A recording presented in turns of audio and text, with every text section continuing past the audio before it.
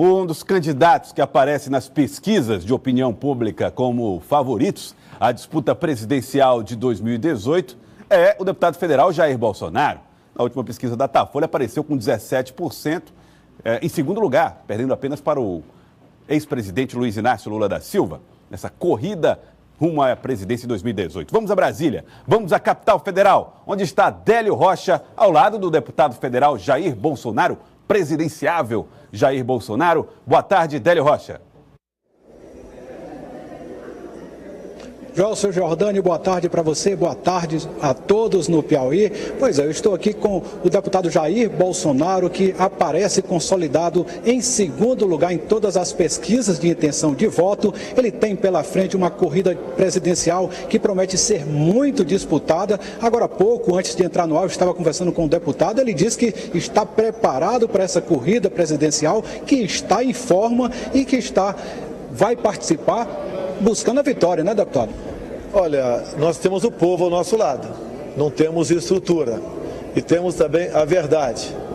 A minha vida pregressa, 16 anos de capitão do Exército, também ajuda a potencializar essa credibilidade junto à população brasileira. Então é com esse espírito, sem obsessão, mas encarando como uma missão de Deus, é que nós nos preparamos para disputar possivelmente as eleições do ano que vem. Deputado, no último final de semana, o governador Geraldo Alckmin falou já como candidato, fez um discurso de candidato, inclusive tentando ali se passar como se vender como candidato anti-Lula, tentando uma polarização com o ex-presidente. Só que nesse momento quem está polarizando com o ex-presidente é o senhor. Como o senhor está acompanhando essas pesquisas de intenção de voto que colocam o senhor em segundo lugar? Quanto às pesquisas, a gente lamenta, né? Mas não goza de confiabilidade junto à população. O Datafolha me deu 17%. É sinal que eu tenho no mínimo isso, que ninguém iria insuflar os meus números. Quanto aos demais pré-candidatos, no caso aqui, Geraldo Alckmin, em toda essa pré-convenção que houve lá, todas pessoas importantes do PSDB que ocuparam da tribuna me criticaram. É sinal então que eu estou no caminho certo. Não tenho obsessão, repito, por chegar a presidente da República, mas encaro isso com a missão de Deus. Não posso desejar boa sorte aos outros candidatos, não estaria na minha frente, mas que Deus ilumine a população brasileira, acorde-os para a realidade, para a extrema importância do voto por ocasião das eleições do ano que vem. Deputado, o senhor lidera nas redes sociais, é o candidato com o maior número de seguidores. Qual o sucesso que o senhor atribui? Por que esse sucesso com os mais jovens? Olha, primeiro é a verdade. A garotada abriu os olhos para o que é a esquerda no Brasil. Porque hoje em dia, em especial com as mídias sociais, eles têm acesso ao mundo todo, às informações do mundo todo. Eles não querem, por exemplo, que no Brasil se instale o socialismo ou o comunismo tão apregoado pela esquerda ao longo de décadas. Então, abrindo os olhos para isso, eles olharam os possíveis pré-candidatos e passaram a me seguir e acompanhar. E eu tenho uma história muito grande dentro da Câmara dos Deputados. Isso, no meu entender, despertou a garotada. Hoje tem aproximadamente 40% do jovem entre 16 e 24 anos ao nosso lado. Deputado Joelson Jordano, nosso apresentador, tem uma pergunta para o senhor. Deputado Jair Bolsonaro, muito obrigado por atender a TV Cidade Verde. Queria saber do senhor, o senhor comentasse uma entrevista que foi concedida pelo candidato, também pré-candidato, Ciro Gomes. Ele disse, olha, o deputado Jair Bolsonaro não tem experiências administrativas. Se ele tivesse, por exemplo, servido ao Rio de Janeiro como prefeito, como governador, tudo bem que se credenciasse à presidência da República, mas onde estava Jair Bolsonaro quando o Rio de Janeiro se enfiou nessas confusões que levaram a esse caos que está o Rio de Janeiro? O que o senhor diria para o pré-candidato Ciro Gomes, que fez esses comentários a seu respeito? Ô Ciro Gomes, se eu tivesse me envolvido na política do Rio de Janeiro, eu estaria preso uma hora dessa. Então, realmente, eu não me misturo com o tipo de forma no Brasil. Por isso, nós temos crescido e estamos numa proposta diferente. Quando o Ciro Gomes fala em experiência, se eu não me engano, o irmão dele foi candidato e venceu na prefeitura, sem qualquer experiência. Ciro apoiou o Lula. Qual a experiência de Lula na política? A mesma coisa ele fez com o Dilma Rousseff. Qual a experiência pregressa que eles tinham de administrar qualquer coisa? Nenhuma. Ao meu lado tem a minha formação militar, tem outro curso superior e tenho a humildade acima de tudo. Dessa forma, acredito que a gente possa montar um ministério sem ingerências políticas e você possa, então, administrar o Brasil como ele merece. Deputado, geralmente o senhor é criticado pelo seu discurso, inclusive tem críticas fortes que falam que o senhor é racista, que o senhor é homofóbico, que o senhor é uma pessoa que desagrega e que não vai nunca unir o país. O que o senhor diria para esses críticos? Olha, a política que ainda vivemos no Brasil é da divisão, branco, negro, pobre, rico, nortistas e sulistas, pai e filho. A minha política é de agregar, exatamente o contrário. Me acusam disso, são rótulos, porque não pode me chamar de corrupto. E assim sendo, né, com esta base que eu tenho, moral, a honestidade comprovada, como por exemplo, a JBS via partido botou 200 mil na minha conta, eu devolvi. O Roberto Youssef disse em depoimento que apenas 2 deputados do meu ex-partido pegaram o dinheiro da Petrobras. Esses 2 que não pegaram, um era eu. Então essas questões todas, bem como o Joaquim Barbosa, dizendo que o único deputado da base aliada, por ocasião do mensalão, que não foi comprado pelo PT, foi o Jair Bolsonaro. Honestidade não é virtude, é obrigação. Então a questão de experiência, você não precisa tê-la. Se você tiver bom senso e humildade, coragem e independência para escolher os seus assessores, os seus ministros, você tem como fazer o Brasil diferente e melhor do que foi feito até o momento. Se o senhor tem pretensão de ser presidente da República e para isso o senhor vai ter que governar para todos. No caso dos nordestinos, o que o senhor está preparando no seu plano de governo, como o senhor pensa em governar o Brasil, também olhando para o Nordeste? Bem, primeiro que o meu sogro é o Paulo Negão, natural de Crateús, Ceará. Então na minha família já tem sangue aí nordestino. A questão do Nordeste é muito falado, a questão do semiárido. Fui em Israel ver como aquele povo planta no deserto, e não só garante a sua segurança alimentar, bem como exporta para a Europa. Fui ver também a criação de peixe, piscicultura deles. Essa tecnologia usada lá, eles querem usar aqui no Brasil. O que falta é acordo. Você pode ver, a Dilma Rousseff se afastou de Israel. Ela levou 1 ano e não aceitou as credenciais do embaixador israelense. Ou seja, é uma política de separação, de animosidade. E nós buscamos exatamente o contrário. Então, quem dá prova de conciliador sou eu, e não quem me antecedeu. Deputado, o senhor reina nas redes sociais, mas no ano que vem o senhor vai ter que andar ainda mais do que o senhor vem andando hoje pelo Brasil e deve, inclusive, viajar por todos os estados. Mas, por enquanto, o senhor não conta com uma estrutura partidária grande, o senhor está no PSC, que é um pequeno partido, deve mudar ano que vem para outro partido, mas também pequeno. Como o senhor vai enfrentar, por exemplo, a falta de tempo na televisão? Olha, se é para eu fazer composições, eu vou fazer o que os outros fizeram até o momento. As composições se faz já acertando as indicações políticas que ficam de forma secreta, ninguém fica sabendo. Depois que o elemento assume, daí ele mostra quem seriam os seus ministros. Não farei isso, porque as indicações políticas levam à ineficiência do Estado e à corrupção. E nós vamos fazer algo diferente. Se é para fazer a mesma coisa, eu estou fora. Tenho certeza que temos como fazer dessa forma, sem televisão, sem dinheiro, sem estrutura partidária, um governo realmente que tenha a cara que o povo brasileiro mereça. Uma pergunta do estúdio, deputado. Deputado, o general Mourão tem sido muito polêmico porque tem dado declarações em torno da possibilidade de uma interferência dos militares no Brasil. E na última declaração que ele deu, ele disse, olha, o Exército está atento. O Exército está atento a tudo que está acontecendo no Brasil. Eu queria que o senhor avaliasse essas declarações do general Mourão e qual é a possibilidade que o senhor vê hoje de uma intervenção militar no Brasil nesse cenário atual. Em nenhum momento o general Mourão falou em intervenção militar. Quando ele fala o Exército está atento, tem que estar atento. Ora, meu Deus do céu, ou vamos excluir o setor militar do que acontece na sociedade? A última entrevista, a última palestra que ele deu, ele falou que a Câmara dos Deputados é usada como balcão de negócio por parte do presidente. Alguma mentira disso? Algo que todos não saibam? Então o General Mourão, eu conheço há algum tempo, é meu contemporâneo de academia, paraquedista, um homem honesto acima de tudo e um homem patriota, tem o coração verde e amarelo. Caso eu chegue lá, o General Mourão terá espaço no meu governo, sim, não como meu subordinado, mas ao meu lado para governar o Brasil. Deputado, o senhor vê possibilidade de morrer na praia ano que vem, ou o senhor já se vê no segundo turno, e com quem o senhor disputaria o segundo turno, na sua opinião? Hoje em dia, não há dúvida, né? Disputaria com o Lula. Eu não sei o que vai acontecer com o Lula. Eu espero que o Lula seja julgado até lá e a justiça decida se ele vai ser condenado ou absolvido. Não posso estar preocupado com quem porventura iria ao segundo turno. Digo mais, de acordo com o meu vice, que eu não posso declarar ainda que está em fase de namoro, eu tenho certeza que não haverá segundo turno. A população cada vez mais está abrindo os olhos para quem é Jair Bolsonaro e vê que eu estou no caminho certo. Afinal de contas, todos os partidos estão preocupados comigo. E é um bom sinal. É sinal que faremos uma política diferente para o Nordeste e para o Brasil. Mais uma pergunta do estúdio. Rubens Oliveira, Galego. Deputado, o senhor é a favor do desarmamento? Porque muita gente vive sendo assaltada, quem mora em sítio não tem mais condição de viver em paz. Você é a favor ou é contra o desarmamento? Eu acho que essa pergunta todo mundo já sabe, né? Eu sou capitão do Exército Brasileiro. A arma de fogo serve não só para defender a vida do cidadão, bem como para garantir a liberdade do povo.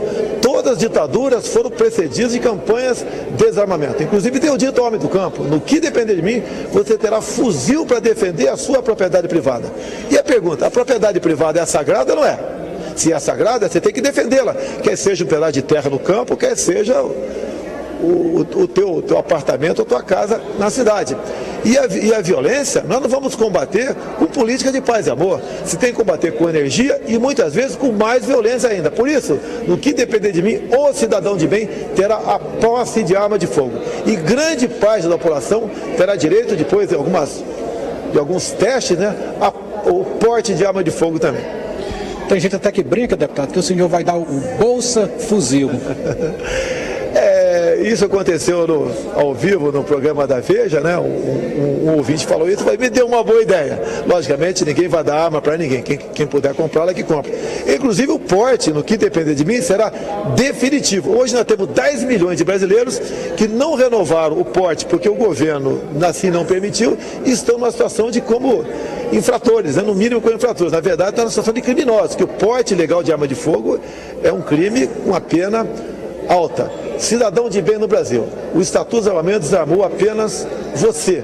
Os marginais estão cada vez melhores armados. Vamos equilibrar esse jogo e vamos vencer essa luta contra a violência. Eu quero dar o direito a todo e qualquer cidadão, caso queira ter uma arma de fogo, que a tenha. Mais uma pergunta do estúdio. Deputado, eu queria aproveitar que você está falando a respeito de desarmamento. O senhor falou aí que os bandidos estão armados e o cidadão está desarmado. Mas vale lembrar que o armamento do bandido chega pelas fronteiras, que muitas vezes precisa ser vigiada pelo Exército, do qual o senhor faz parte. Então não cabe ao Exército e ao Estado desarmar o criminoso e não distribuir armas para a população, para que ela própria faça sua defesa, já que cabe ao Estado o papel de defender o cidadão, seja ele de bem ou não. Isso não é uma obrigação do Estado. Nos Estados Unidos, a Revolução Americana, a origem do Estado americano, explica por que as armas são liberadas lá. Mas no Brasil, que não tem essa tradição de guerra, me causa um pouco de estranheza que um candidato a presidente defenda esse tipo de princípio, deputado. Olha, a fronteira dos Estados Unidos com o México está em torno de 3.400 quilômetros. O americano, com toda a sua tecnologia, não consegue evitar que muita coisa vá do México para os Estados Unidos. Aqui na fronteira do Brasil, são 17 mil quilômetros. Querer culpar o Exército pela entrada de armamento é desconhecer a realidade da nossa fronteira. Outro dado importante, hoje em dia nós temos 27 roubos de caminhões de carga por dia, num espaço de 40 quilômetros, entre a rodovia Presidente Dutra e a Avenida Brasil do Rio de Janeiro. Não se consegue evitar esse número de assaltos. Então, não quero culpar o Exército por essa entrada de armamento. Agora, se nós conseguirmos aprovar o excludente de licitude para o policial e para os integrantes das Forças Armadas em operação, pode ter certeza que a entrada de armamento e outros ilícitos diminuirão drasticamente no Brasil. Porque o que acontece hoje em dia? Quando alguém, agente de segurança ou das Forças Armadas, intervém e vem a entrar alguém em óbito, esse agente acaba respondendo muitas vezes por homicídio ou por excesso. Se mudarmos isso, nós teremos como diminuir a entrada de armamento no Brasil. Então, por favor, a culpa não é do Exército. E entra, inclusive, por aviões, como há poucos dias foram pegos 60 fuzis no aeroporto do Rio de Janeiro, imagine quantos já não entraram. E muitas vezes entram por portes também. Então, o Brasil é uma verdadeira peneira. Não temos como responsabilizar essas três forças. Mas, se vocês derem o excludente de ilicitude para esse integrante das Forças Armadas e policiais agir, pode ter certeza que a violência diminuirá e muito no Brasil. Deputado, o senhor tem um discurso de moralidade, mas agora recentemente foi acusado de ter colocado no seu gabinete esposa, ex-esposa, quer dizer, o que de fato existe em relação a ele? Parabéns pela pergunta, né? Porque quem me acusou disso foi o jornal o Globo e o Estado de São Paulo. Falei para eles verem no meu gabinete que eu explico. Onde é que você geralmente conhece a tua esposa ou seu esposo? É na igreja, é no local de trabalho, é numa rotina do clube. Eu conheci a minha esposa aqui na Câmara.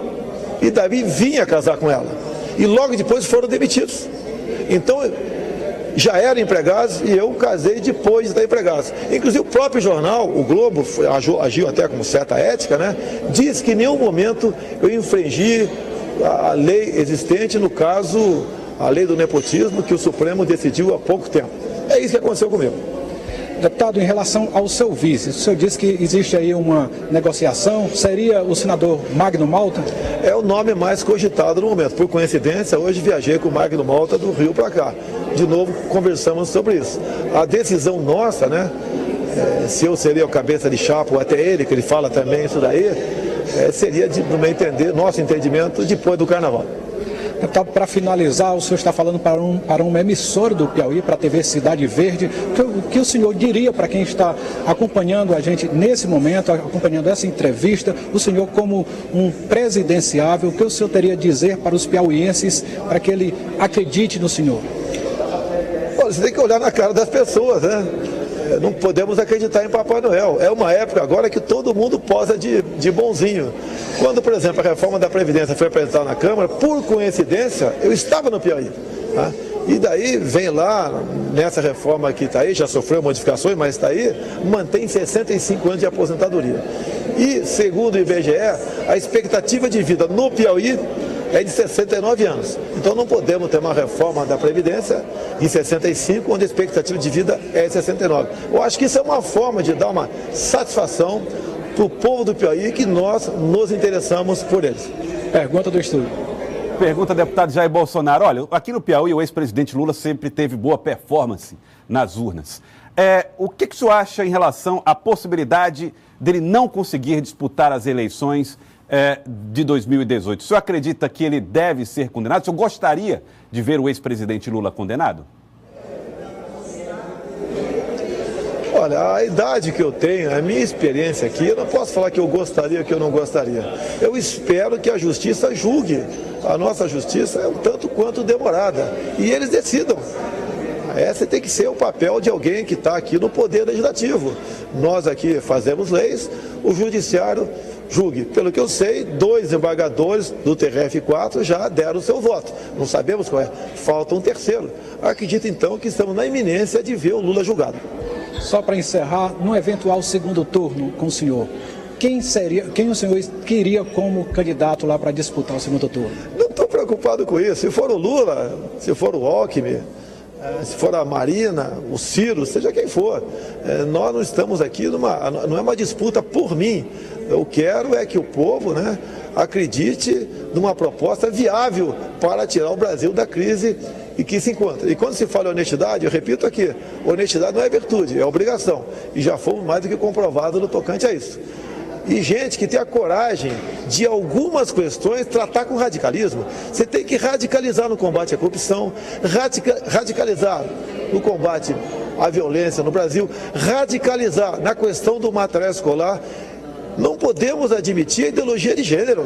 Tá? Tem aqui muita gente do Nordeste nos assistindo agora. Você quer chegar em casa e encontrar teu filho brincando de boneca por influência da escola?